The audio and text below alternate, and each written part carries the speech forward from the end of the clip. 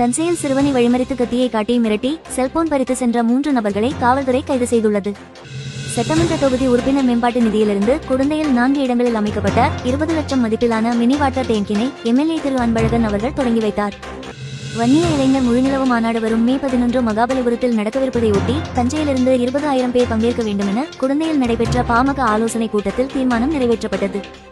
குடந்தை மீன் மார்க்கெட்டில் ஞாயிறன்று நாட்டு மீன்களின் வரத்து அதிகமானதால் விலை குறைந்த விற்பனை அதிகமாகி கடல் மீன்கள் விற்பனை குறைந்துவிட்டது. தஞ்சையில் தாசில்தாராக இருந்த 3 நபர்களை இடமாற்றம் செய்தும் துணை தாசில்தார்களுக்கு பதவி உயர்வு வழங்கியும் கலெக்டர் பிரியங்கா பங்கஜம் உத்தரவு பிறப்பித்துள்ளார். குடந்தை திட்ட அலுவலகத்திற்கு வருகை தந்த தமிழக கவர்னர் திரு ஆர்.என். ரவி அவர்களை கலெக்டர் பிரியங்கா பங்கஜம் வரவேற்றார்.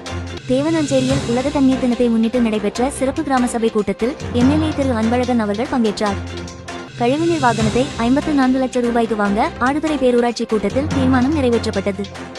நாச்சியார் கோவிலில் இருந்து கும்பகோணம் நோக்கி வந்த அரசு பஸ் மோதியதில் வியாபாரி ஒருவர் தலை நசுங்கி உயிரிழந்தார். 100 நாள் வேலை திட்டம் தமிழகத்திற்கான நிதி வழங்காததால் மத்திய அரசை கண்டித்து குடந்தையில் நடைபெற்ற ஆர்ப்பாட்டத்தில் எம்எல்ஏ திரு அன்பழகன் அவர்கள் கலந்து கொண்டார். மேலும் நாச்சியார் கோவில், திருக்கருக்காவூர், அருந்தவபுரம் மற்றும் இன்னும் சில இடங்களில் ஆர்ப்பாட்டம் நடந்தது குறிப்பிடத்தக்கது.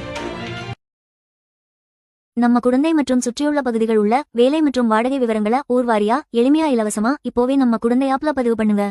இது குடந்தை ஆப். எல்லாம் நம்ம ஊரு தகவல். இது நம்ம ஊரு ஆப்.